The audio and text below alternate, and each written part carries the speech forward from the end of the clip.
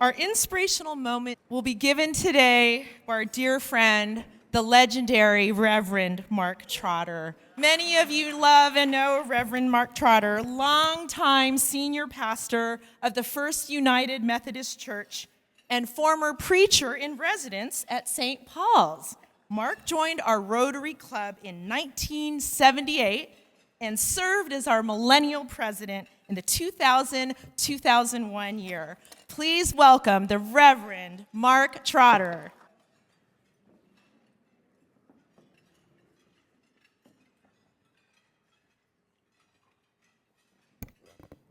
Sorry for all this clumsiness, but it comes with my age. So I'm honored to be a part of this annual event that celebrates San Diegans who've given notable service to our community. And I'm pleased that today we're honoring Tom Fetter, who's a friend to many of us and a longtime member of this Rotary Club.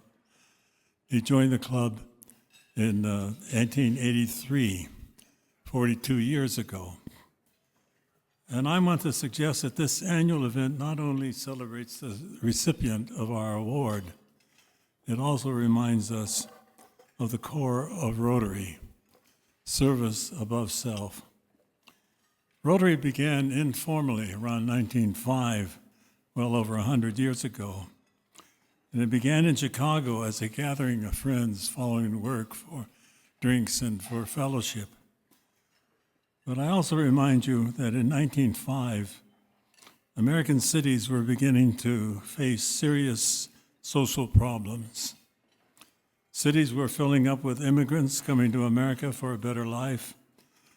And in the case of Chicago, not only immigrants from Europe, but exiles from racism and poverty in America.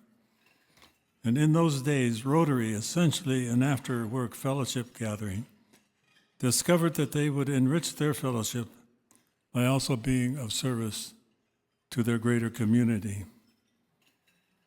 So early on, the purpose of Rotary was defined as service to the community, and they informally adopted the motto, service above self.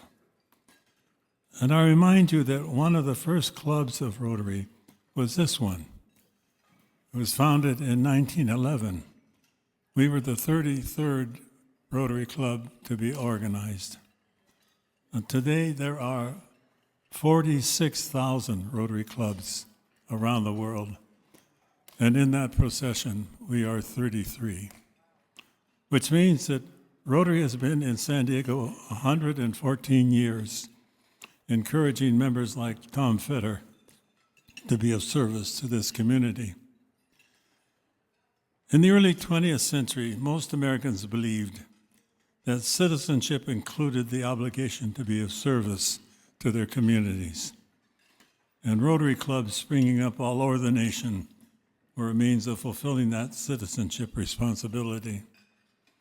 And then soon after the founding of Rotary, Americans discovered an even broader meaning of service because in 1917, Americans were called to enlist in the military to fight a war in Europe.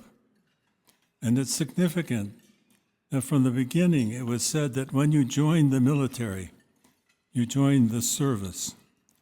You were serving something greater than yourself. And you look back now, you can see that about half of the 20th century was consumed by three great calamitous events: the First World War, the Great Depression, and then the Second World War, which means that for most Americans, the first half of the 20th century was a time of sacrifice and service. That's all illustrated, incidentally, in a prize-winning book about that era by Tom Brokaw, in which he told the story of men and women who grew up in the hard times of the Depression and then had to fight a global war. And he entitled that book, The Greatest Generation. He makes the point that in those days, service to something greater than yourself was just expected. It was part of being an American. And after the Second World War, Americans did something even greater. Americans began rebuilding the cities of its former enemies in Europe. It was called the Marshall Plan. They did the same thing in Japan at a lesser scale. Those acts of international service were unprecedented. And historians point out that they happened because Americans live by an ethic of service above self. And then something else happened. It's called the 60s. Just about every institution in America was under enormous pressure to change. And the change was generally good, bringing about equal rights for racial minorities and for women. And the culture survived it and became more just. But it brought another change. It's called the me generation.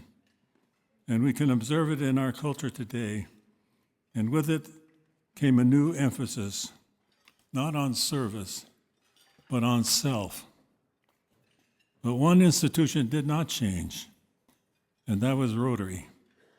It is significant that in this new era, in 1968, when it was becoming apparent that the ethic of service was in contrast to the cultural ethic on the self, Rotary made service above self the official motto of all Rotary clubs. And it's been that official motto for us for some time. But I suspect that in the midst of the me generation, in which self was elevated above all other values, Rotary wanted to underscore that point that it's made for over a century. Service to others is the highest human achievement. And today we honor one more citizen of this community and of this club who lives by that motto, Tom Fetter. But there's another motto floating around out there, a political motto. It's called Make America Great Again. And I say if you want to make America great again, then live by Rotary's motto, service above self. Thank you.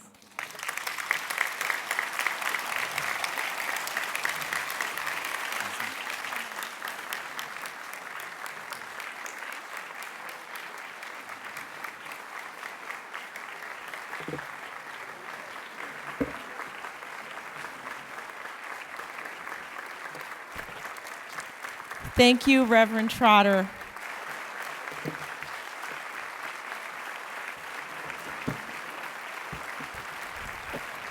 That standing ovation is for you. It is always a delight to hear your wisdom, and I love your emphasis on service. This meeting is adjourned.